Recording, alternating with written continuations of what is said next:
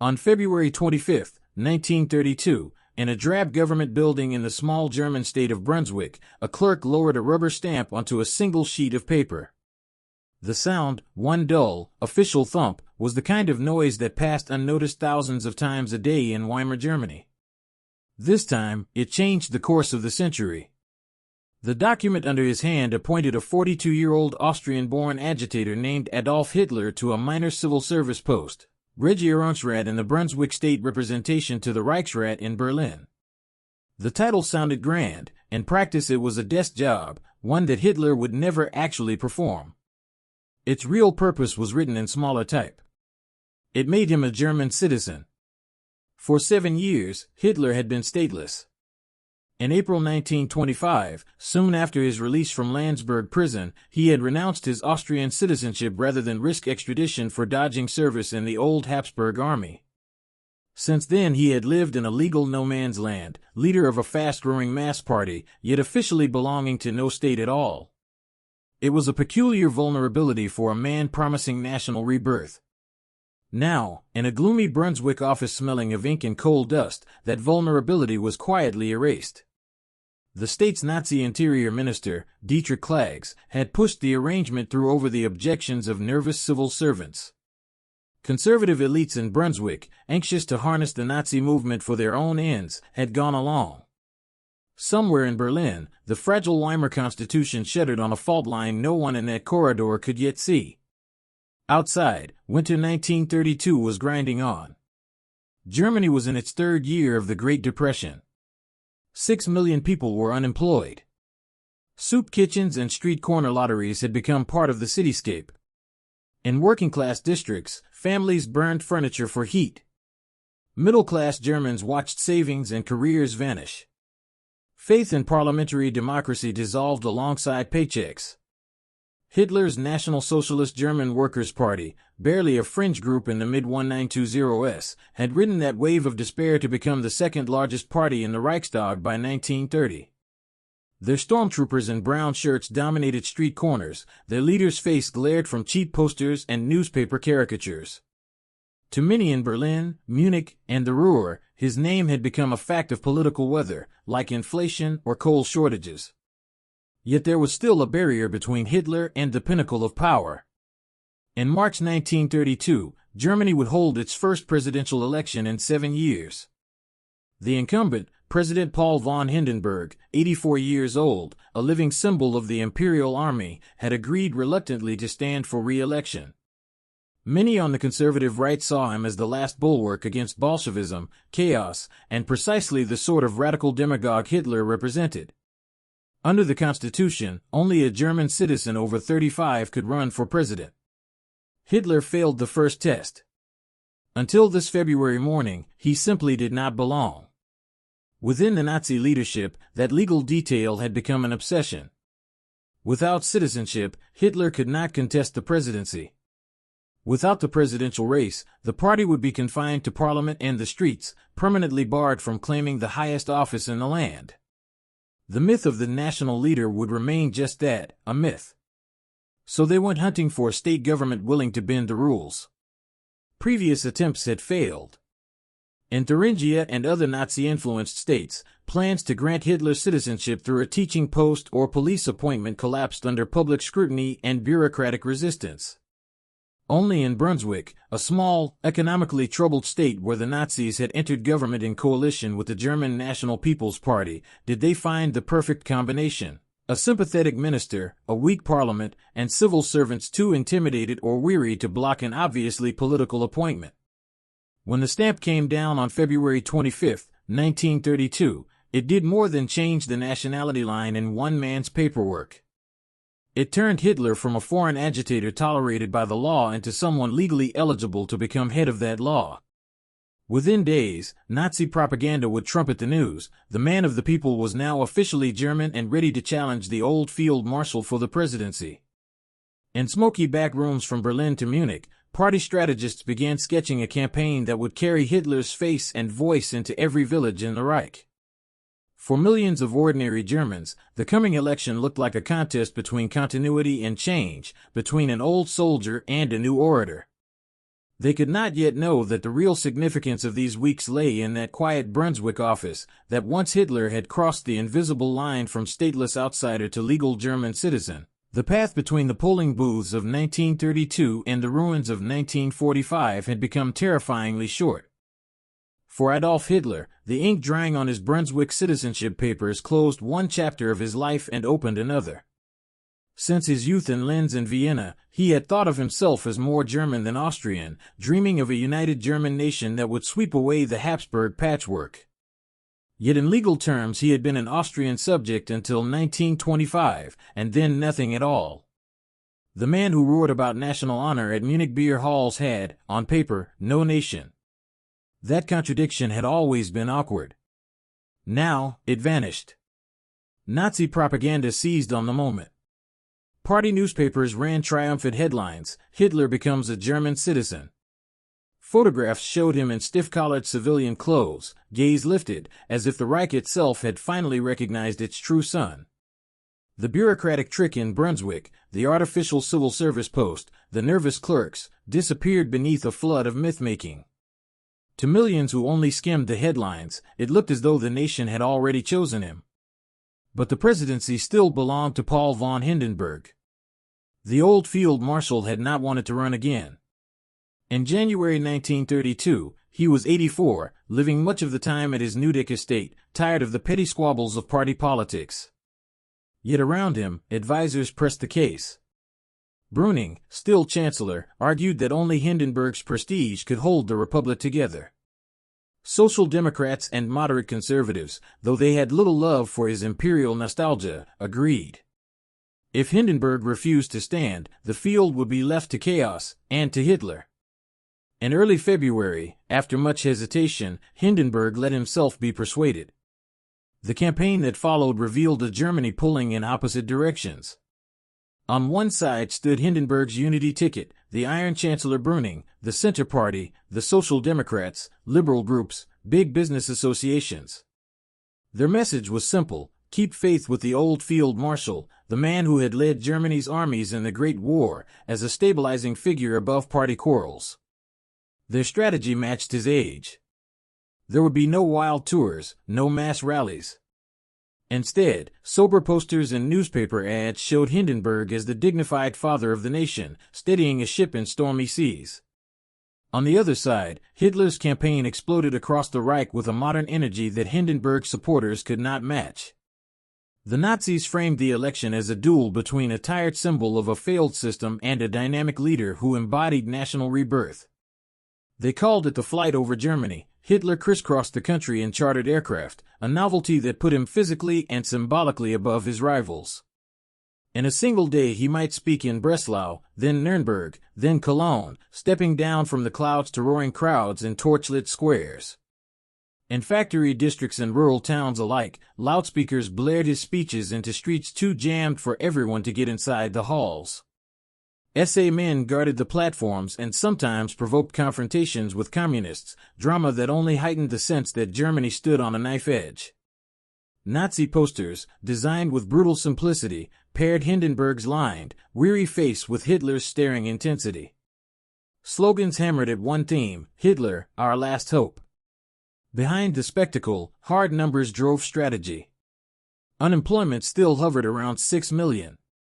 Every week brought new bankruptcies. In 1930, the Nazis had shocked Germany by winning 18% of the vote and 107 seats in the Reichstag. In 1931, they had expanded their reach in state elections and referendums. Now they aimed not just to be a protest party, but to present Hitler as a legitimate national alternative. Brüning's position was more precarious than his dignified campaign suggested. Governing by emergency decree, he had alienated both left and right, cutting wages and social programs in a desperate bid to balance budgets and impress foreign creditors. To workers, he looked like the man of hunger and unemployment. To the conservative elites, especially Prussian landowners, he appeared as a Catholic reformer who might yet meddle with their estates. His bet was that Hindenburg's stature would override those resentments. On March 13, 1932, Germans went to the polls. The turnout was immense, over 86% of eligible voters. Lines formed outside schools and town halls from Königsberg to Cologne. Many cast their ballots with a sense of dread as much as hope. Some saw the election as a chance to salvage the Republic by rallying behind Hindenburg.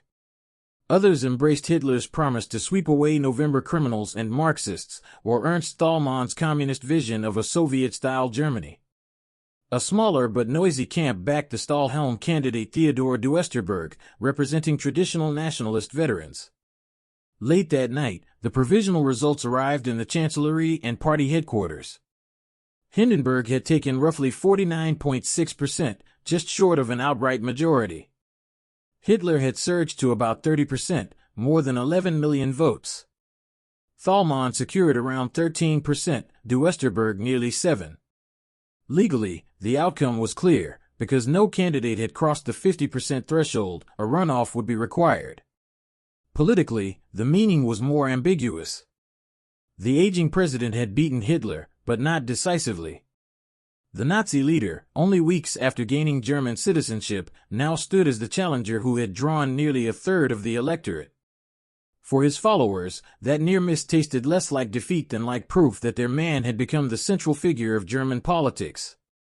In smoky back rooms and Reichswehr offices, some of Hindenburg's conservative allies began to draw a dangerous conclusion. If Hitler could command such numbers, perhaps he could no longer be excluded, only managed.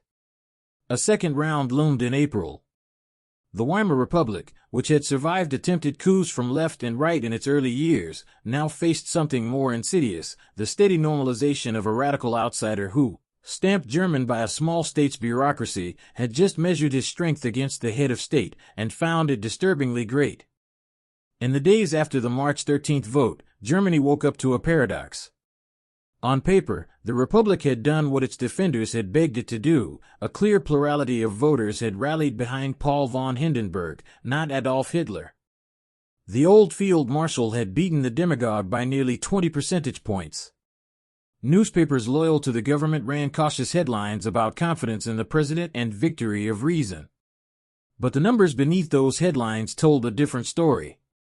More than 11 million Germans had marked Hitler's name on their ballots. In 1928, the Nazi Party had scraped together just 2.6% in Reichstag elections. For years later, their leader had outpolled every other candidate except the president himself. In industrial cities laid low by unemployment, in Protestant small towns, in university circles and among disillusioned veterans, millions had voted not just against the system, but for a man who promised to destroy it. Inside Nazi headquarters in Munich's Brown House, there was no mood of defeat. Party strategists gathered around electoral maps and traced, in fat black pencil, the regions where Hitler had surged, northern Protestant areas, the rural East, pockets of the lower middle class crushed by bankruptcies. They studied districts where turnout had been low, or where Hindenburg had won by narrow margins. The conclusion was obvious: Hitler had become a national figure. And the fight was not over. Because Hindenburg had fallen just short of 50%, the Constitution required a second round. The runoff would be held on April 10th.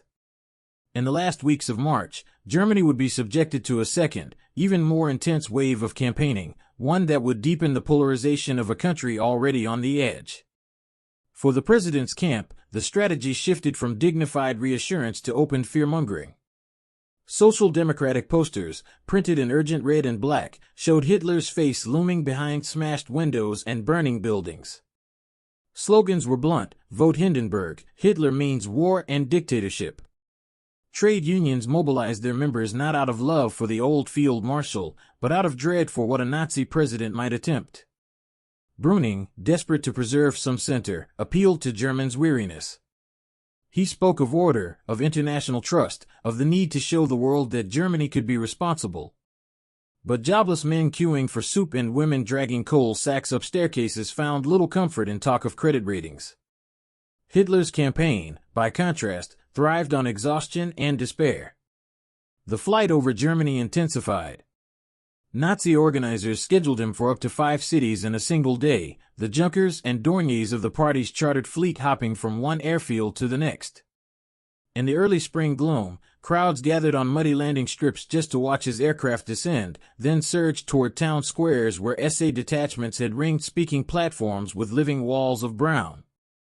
Hitler's speeches in March 1932 were calibrated to different audiences, but the core message remained the same. To middle-class gatherings, he presented himself as the man who would end communist chaos and restore honor. To workers, he railed against November criminals, reparations, and foreign bankers. In every hall he painted Hindenburg as the dignified but helpless front of a rotten system, an excellency surrounded by Marxists and Catholic politicians. The SA marched tirelessly, torches and boots hammering home the message that the Nazis were the only movement with the discipline to seize the streets and, if necessary, the state. Clashes with communists multiplied. In some cities, police bans on rival demonstrations turned entire districts into battlegrounds. Each casualty, each funeral with swastika-draped coffins, became propaganda, blood sacrifice for the new Germany. Abroad, foreign correspondents watched with a mixture of fascination and alarm. American newspapers carried photographs of Hitler addressing vast crowds, of Hindenburg's stern profile on posters, of mute lines outside unemployment offices. Editorials in New York, London, and Paris often dismissed Hitler as an extremist whose appeal would fade once economic conditions improved. Yet the raw numbers of the first round were hard to ignore. For American readers, Germany's presidential race became an uneasy mirror, a warning of how a modern, educated nation could flirt with authoritarianism through the ballot box. In Berlin's cafes and tramcars, ordinary Germans argued over what it all meant. Some insisted Hindenburg would win comfortably in the second round, others muttered that things cannot go on like this, without clearly saying what should replace them.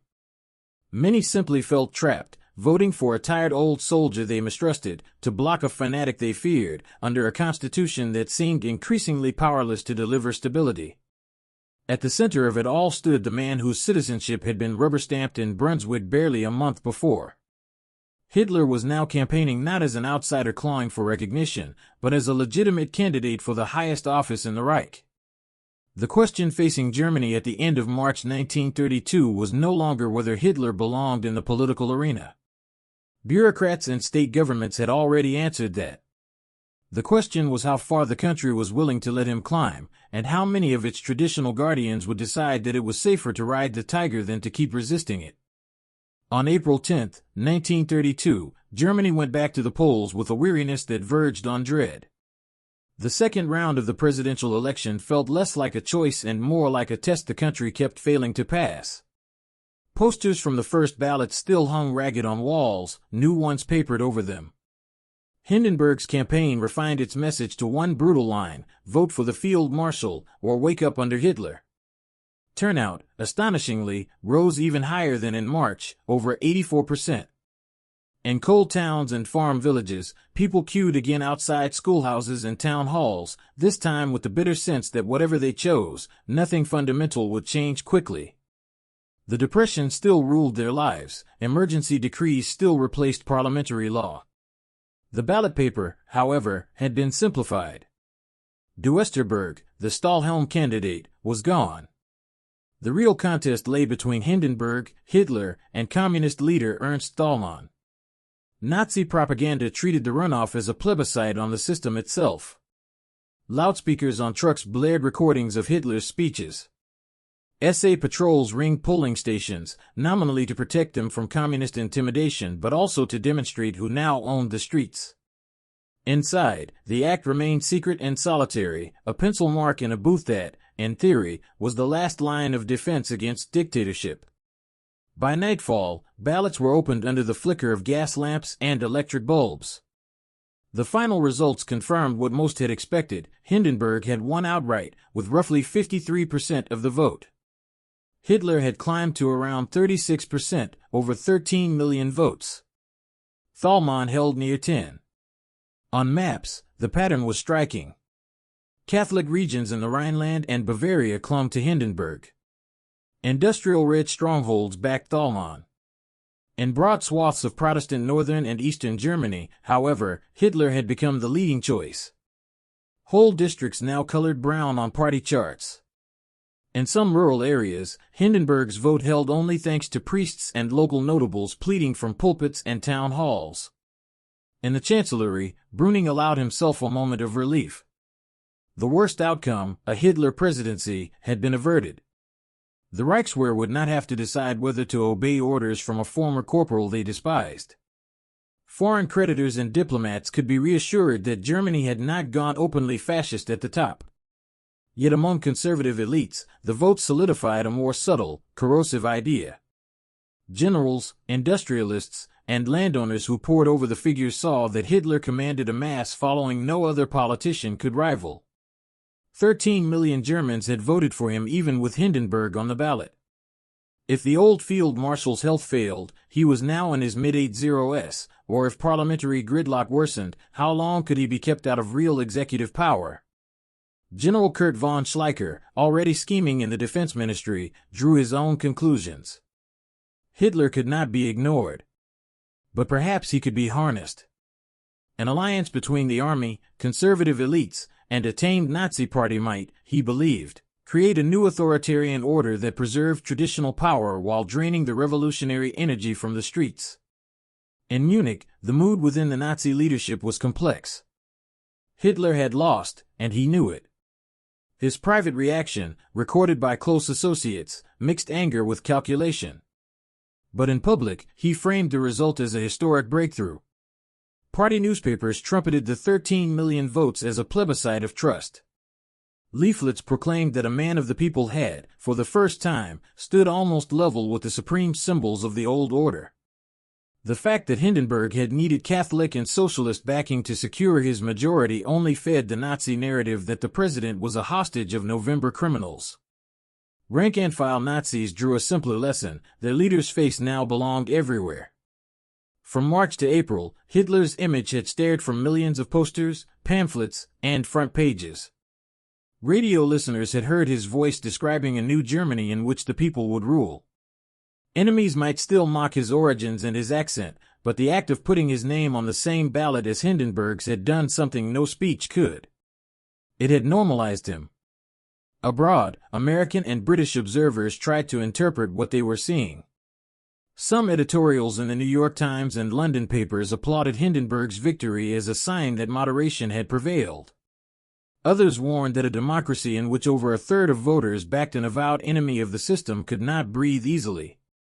A few perceptive correspondents noted that Hitler had gained far more from losing honorably than from staging any failed putsch.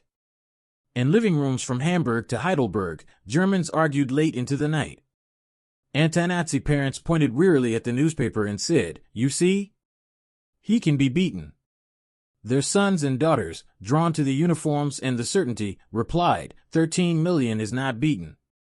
With the presidential question settled, at least for the moment, the center of gravity shifted back to Berlin's chronic crisis, a parliament that could not govern, a chancellor who ruled by emergency decree, and a street where uniforms often counted for more than laws.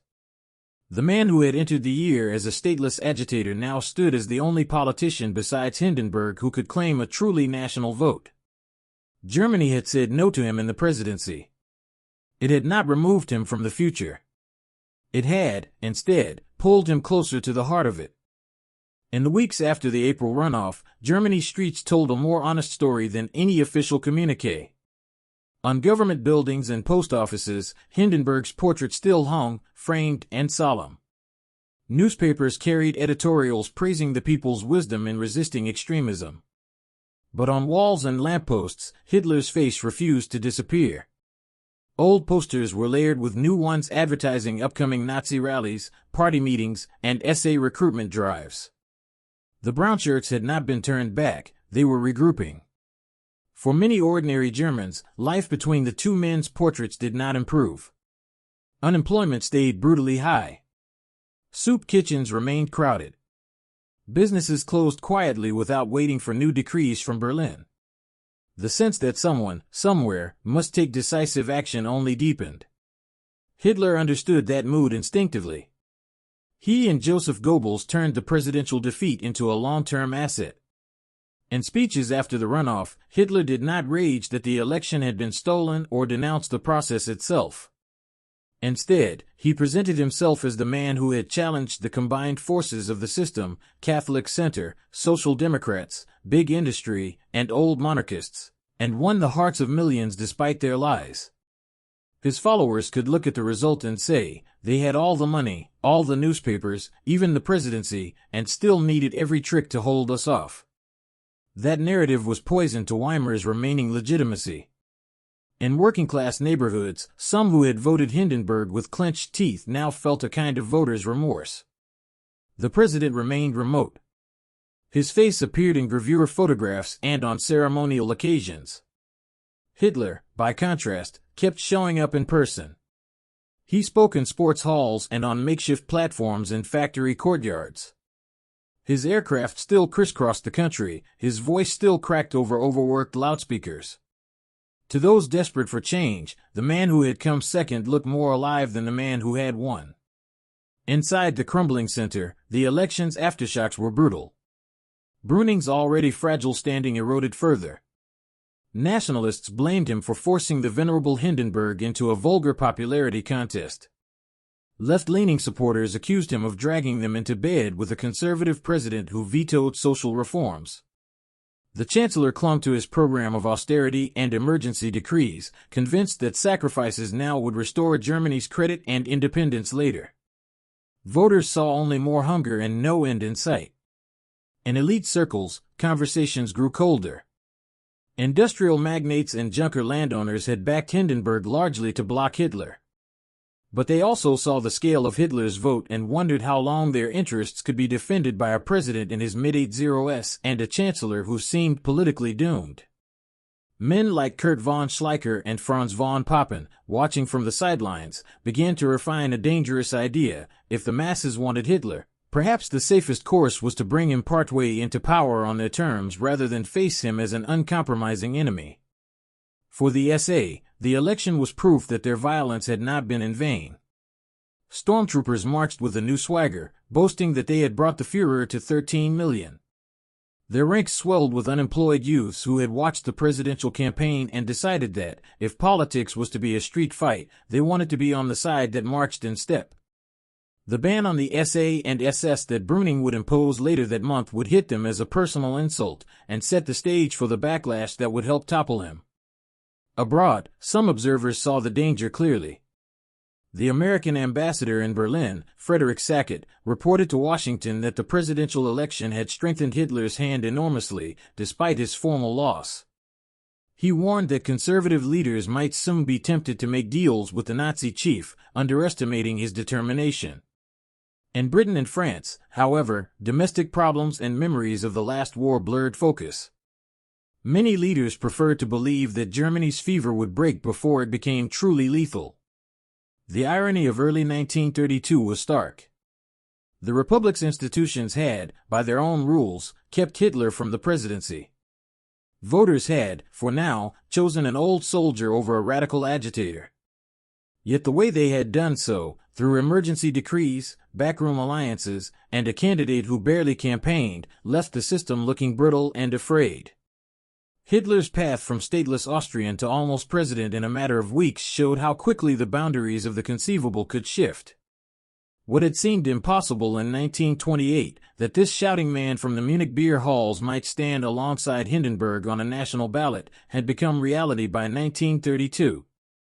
For those who had made that journey with him, step by step, there was no going back to seeing politics as the careful bargaining of parties in a parliament. They had tasted something closer to plebiscitary power, a direct, emotional bond between millions of desperate people and one man who promised to embody their will. As spring turned toward summer, that bond would collide with the fragile mechanisms of Weimar's emergency state. The chancellor who had tried to steer a legal course between chaos and dictatorship would soon discover that the same process that had made Hitler German, and almost president, could be turned against him. By the end of March 1932, the legal fiction created in a Brunswick office had matured into a political fact the Weimar Republic could no longer ignore. Adolf Hitler was now a German not only on paper, but in the minds of millions. For 7 years he had lived as a stateless man, tolerated, watched, occasionally imprisoned, but always technically an outsider. In little more than 6 weeks, he had gone from that ambiguous status to standing as the only credible challenger to the president of the Reich. Inside government files, the transformation could be traced in dry language.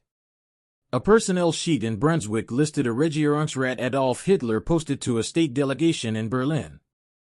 Election reports from March and April tallied his votes precinct by precinct. Police memoranda noted that Nazi rallies were larger, more confident, their leader now addressed an official correspondence without ironic quotation marks around his title. But the deeper shift lay in how Germany's decision-makers began to talk when doors were closed. In the Reichswehr High Command, some officers still dismissed Hitler as a vulgar upstart, a bohemian corporal who threatened the army's apolitical ideal. Others, however, focused less on his manners than on his numbers. A politician who could pull 13 million votes might be an asset if his movement could be channeled against the left, against Versailles, against parliamentary weakness. The thought that he might one day command not just brownshirts but the state itself was still repugnant to many, yet no longer unimaginable. Conservative politicians and businessmen wrestled with similar calculations. The presidential election had revealed how shallow their own mass support had become. Parties like the DNVP and the People's Party, once pillars of the right, had seen their voters flood toward Hitler. If they continued to oppose him, they risked irrelevance. If they accommodated him, they risked being swallowed. In Catholic circles, the presidential race left scars of a different sort.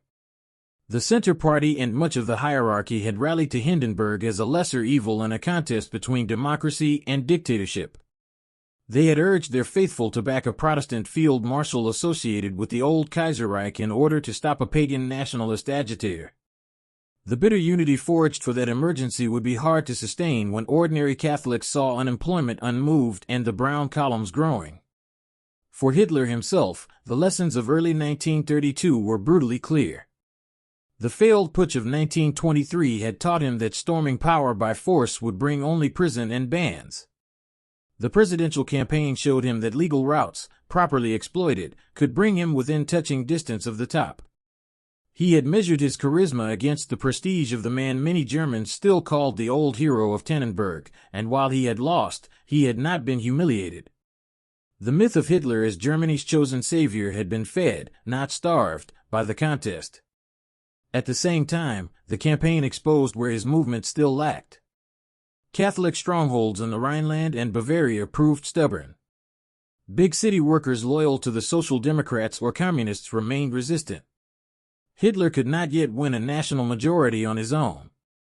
To bridge that gap, he would need either the collapse of his opponent's credibility or the cooperation of elites who controlled the levers of state power. Those elites, in turn, were about to make crucial choices. Within weeks of the runoff, Chancellor Heinrich Brüning would try to press his modest advantage. Believing that Hitler's defeat and the ongoing street violence had weakened the Nazis, he would persuade Hindenburg to sign an emergency decree banning the SA and SS. It was a bold attempt to clip the wings of the very movement that had just electrified millions. But in doing so, Brüning would trigger the anger of the conservative right and play directly into the hands of Kurt von Schleicher, who was waiting for an excuse to present him as a liability. The chancellor who had helped keep Hitler from the presidency would discover how fragile his own position was when it depended on an aging president's pen and the goodwill of men who feared social reform more than they feared Nazism. The through line from January to April 1932 is not dramatic street battles or coups, those would come, and worse, later. It is the quiet collapse of taboos. A stateless agitator becomes, by bureaucratic maneuver, a German civil servant. A party once banned after a failed coup now fields a candidate for the highest office. A radical demagogue, whose rhetoric openly mocks Parliament and the Constitution, is allowed to campaign nationwide as a legitimate alternative to the head of state. And when that head of state defeats him, the guardians of the system breathe a sigh of relief, but also begin to wonder how they might someday use his power for their own ends. For Americans and other observers looking back, it is tempting to view Hitler's rise as an unstoppable wave driven by destiny or by the sheer madness of the times. The story of early 1932 offers a colder lesson. Nothing about his ascent was automatic. It depended on decisions by a minor state government willing to grant him citizenship, by party leaders who chose spectacle over substance, by voters who cast protest ballots in a presidential race, by elites who looked at 13 million Nazi votes and saw not just a threat, but an opportunity. The stamp that fell in Brunswick on February 25 did not itself put Hitler in power, but it erased the last legal fiction that separated him from Germany's highest office. From that moment on, the battle was no longer over whether he belonged within the political nation. It was over how far that nation would let him go, and how many of its leaders would convince themselves, fatally, that they could decide the terms of his rise. Within a year, those terms would belong almost entirely to him.